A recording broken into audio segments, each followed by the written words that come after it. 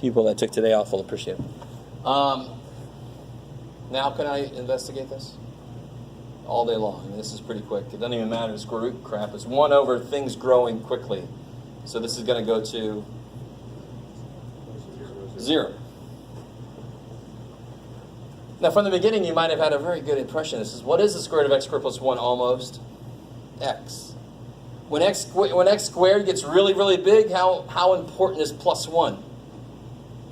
Not, right? It's like me giving $1 to Bill Gates. You'd be like, oh, what is that? Probably is what he said. Which president is on this bill? Sorry. He's got a lot of money. So that doesn't mean shit when I let x get really big. Square root of x squared is x for positive numbers, so x minus x is freaking 0. That shouldn't be that big of a surprise. But none of what I just said is proof. Really. It's just kind of like feeling it out. This is proof. Okay, maybe. What about this here?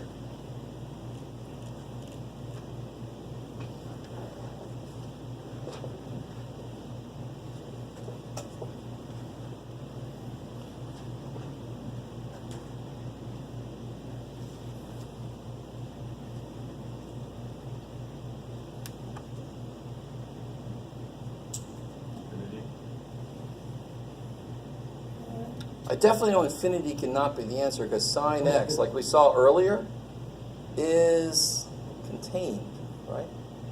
1 and negative 1.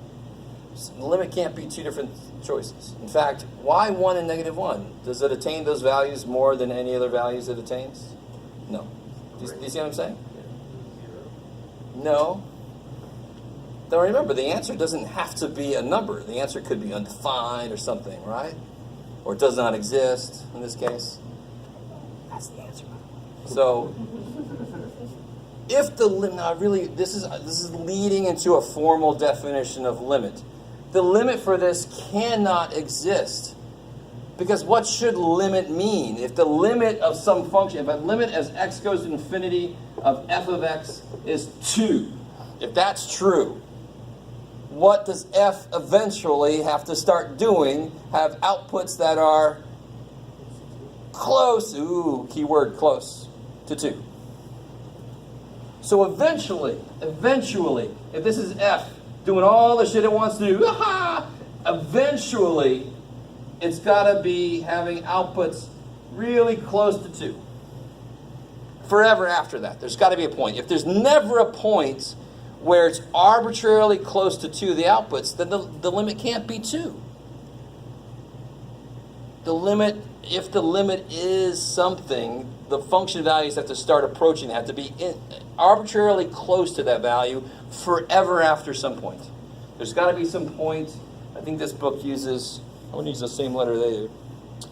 Yeah, this uses n, after which there exists n such that if x is greater than n, f of x minus L is less than epsilon. Oh, shit. Oh, shit. So what I mean is, after this point, if I drew something epsilon away from 2, it's always going to be it's always going to be in there. It's never going to peek back out of there. If it never does that, think about this. Think about it. If it never does what I just said, how could 2 be the limit? If it's just always like, yeah, no, and it just never forever stays close to 2, how close? This close. If that never happens, then 2 ain't the limit. Shit. Does that make sense? If it's the limit, it eventually has to get close. And we know what we mean when we say close. We mean some of this epsilon shit happening, right? I like it. Notice there's no delta here because now I'm letting x just get really big. There's no like delta here. It's just after some point, this has got to happen. Maybe. So this guy. So if you think the limit is 1, then eventually it's got to forever be as close to 1. Jeff, what are you drawing? As close to 1 as I want it to be, right? So it is close to 1 for a little while here, and then it's not. It's just going to be like that forever. So I don't care how far down I go. It's always going to be, it's always going to have places where it's 1 away from or 2 away from 1, right? It's never going to be always close to 1. Never. So this does not exist. It's oscillatory. So that's another way that a limit cannot exist, is it just never really agrees on what it's going to. So this limit does not exist. It's an oscillatory function, so it's not going to have a limit. Okay, like it. Does that make sense? I mean, that's, once you see it, you're like, well, shit, yeah, that makes sense.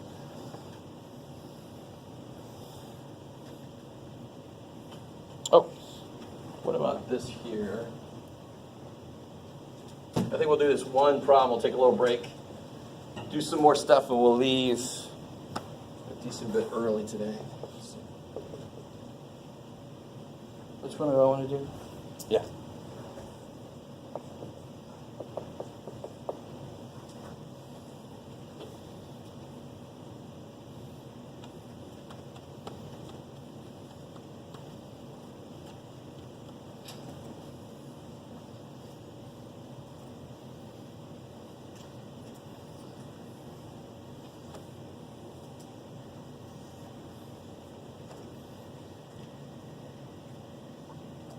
Let's break this down. What does that -1 mean in there?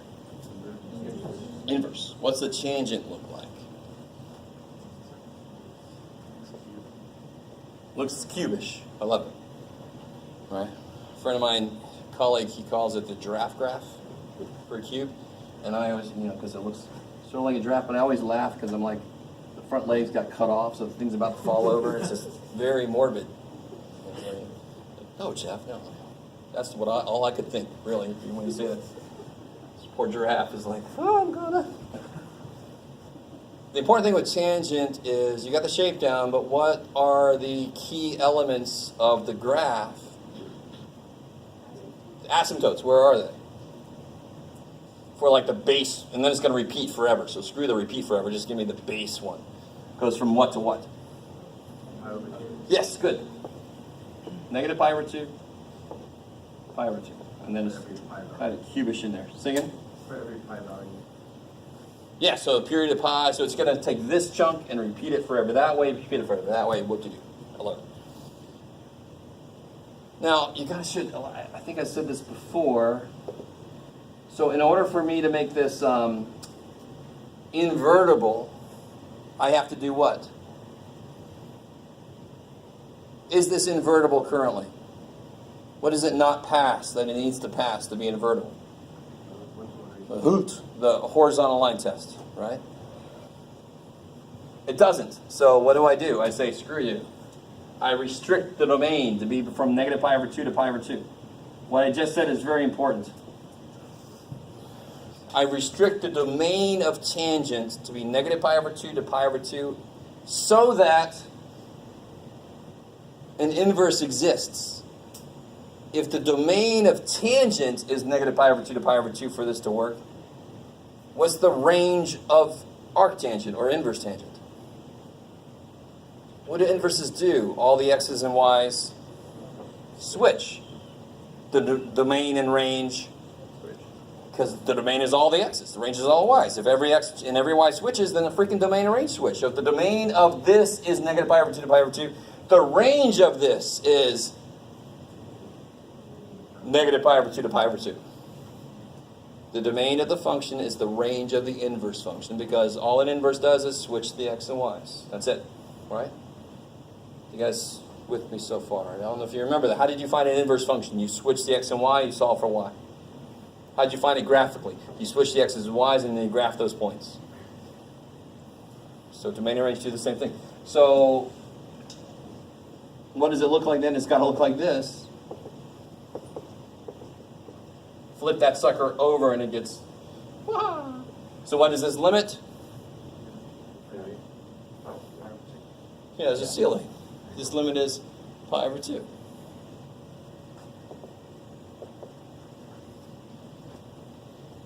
And think about it, reverse this. What is the tangent of pi over 2?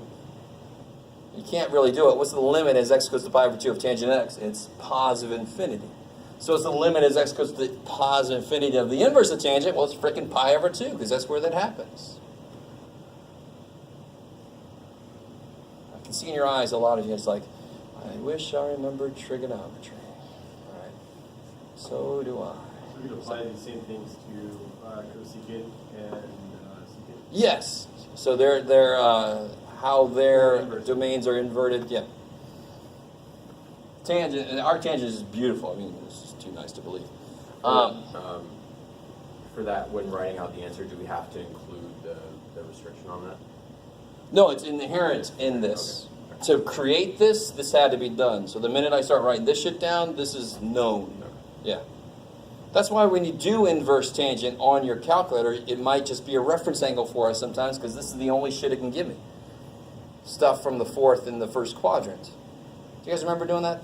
You know, inverse function, like, stupid calculator, I got to get in the other quadrant. Well, it's not the calculator's fault. We had to restrict what it could be in order for there to be an inverse function in the first place. That's why they come out and give you reference angles. And you're like, what quadrant is it? Do you remember those days? Yes? All right. You guys want to take a break?